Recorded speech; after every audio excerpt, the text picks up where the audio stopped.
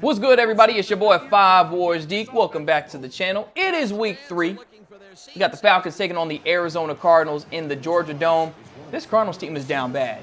That Cardinals team is down bad. 0-2, and with a lot of injuries and a lot of young guys. A lot of young guys. A young Josh McCown, young Larry Fitzgerald, young Anquan Bolden. You're going to see him here catch it, but then drop it because of the hit. And I brought up the injuries earlier. They're starting linebacker, defensive tackle, and cornerback all out due to injury or illness. For us, Keith Brookings still out for about, I think, 2 or 3 more weeks because of a foot injury. Brian Scott is going to miss 7 more weeks with a broken arm. And then Kevin Newman at linebacker is, I think he's nursing a shoulder injury, it said. So he's out for this week. That was the young Larry Fitzgerald right there getting a first down. But 3 plays later, the Cardinals are unable to convert, and the ball goes back to the Falcons. However, the Falcons could not convert. Brian Finneran, he can't catch up to VICK'S pass, and Atlanta goes 3 and out to start their first offensive possession. McCown looking to his right. That's Freddie Jones, the tight end, the first down, breaks a tackle in the Falcons territory inside the 30-yard line. Come on, defense. Well, my defense did come on because there's McCown rolling to his left, throwing to his right, and it's intercepted by Etrick Pruitt with nothing but green grass in front of him. Move, Patrick Kearney. 40, 30, 20, 10. Oh, it's time to celebrate. Somebody call ESPN and go ahead, give them 21 reasons not to pass your way ever again. Shout out Deion Sanders. It's 7-0 Falcons. Ball goes back to the Cardinals after the pick 6. This is a 2nd and 10, and that is Marcel Shipp going nowhere but backwards. 3rd and 11 for Arizona. McCown looking, throws, and this pass is incomplete. Trying to go to Anquan Bolden, and the ball goes back to the Falcons. And there is T.J. Duckett.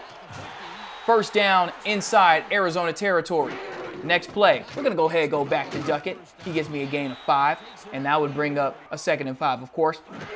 Last play of the first quarter, Vic rolling to his right, throws, middle of the field. It's Algie Crumpler, his favorite target, inside the 20, and we in the first quarter with a touchdown lead and with the ball deep inside Arizona territory. 1st and 10, fake the give. It's a bootleg. Michael Vick takes it all the way inside the 5. 1st and goal, Falcons. This is a little too easy, y'all. Give this thing to Duckett. You're not going to stop him inside the 5. Go ahead and hit the dirty bird, baby. It's 14-0 Falcons early in the second quarter.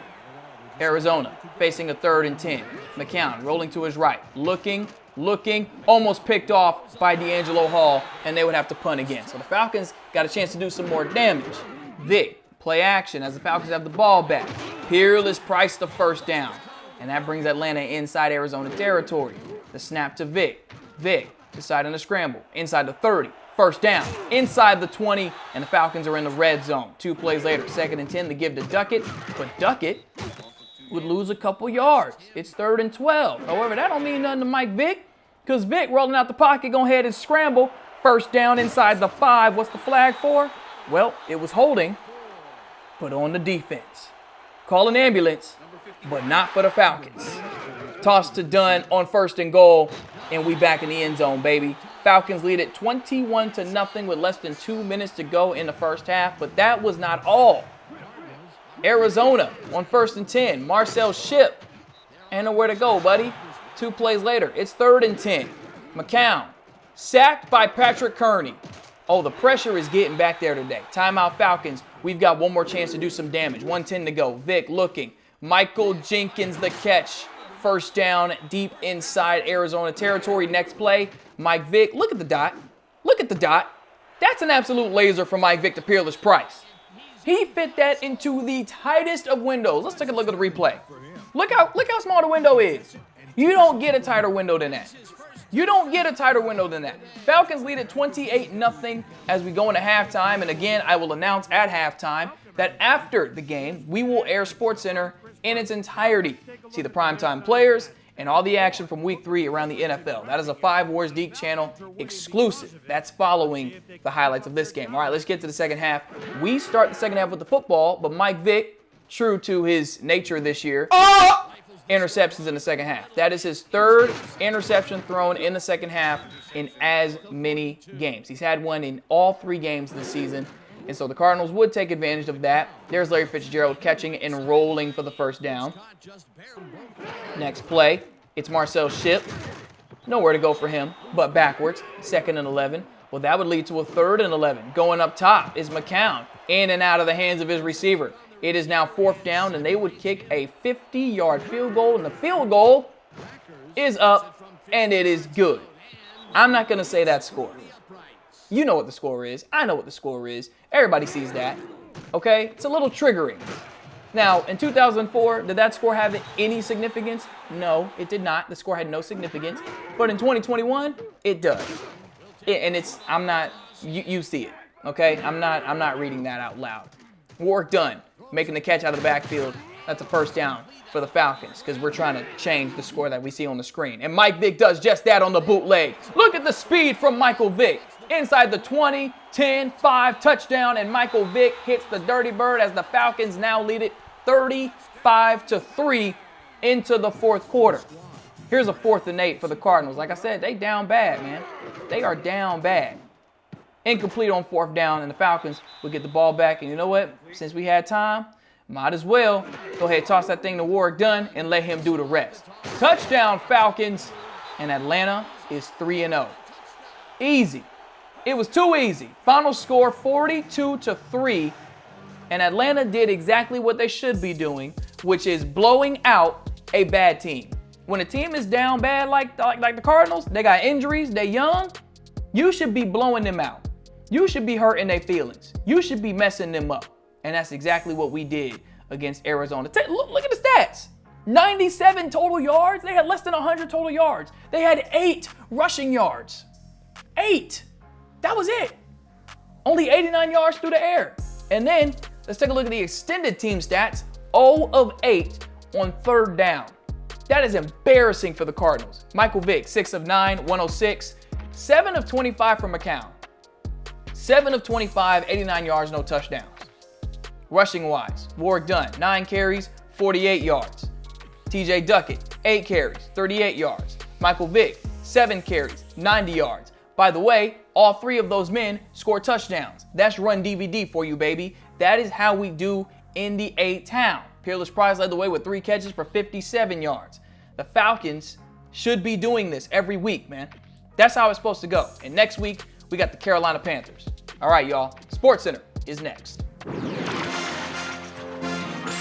This is SportsCenter. I'm Chris Berman. Well, let's get straight to the action. In our first game this week, we had the Bears win this one to the tune of 13 points. We had a big injury in this one, and Trey has the lowdown for us. Trey? All right, Boomer, thanks.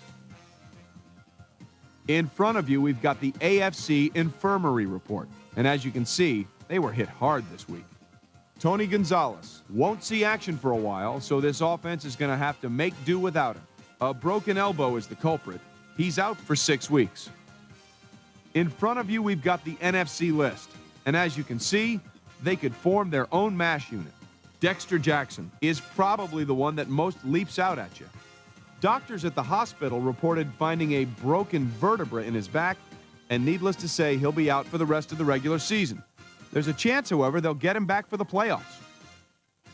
Now the big story of the day. Rod Woodson is going to be watching from the sidelines for a while, as his injury will deal a major blow to this team. So that'll do it for now. Boomer, back to you. Ettrick Pruitt stepped it up this week and gave his team some added firepower for the win. We had an interesting free agency pickup of note here. Trey's got the lowdown for us. Trey? Michael Lahan will be on the move. You see it there. He'll be getting a nice little payday, too. 6 years, $2.0 million.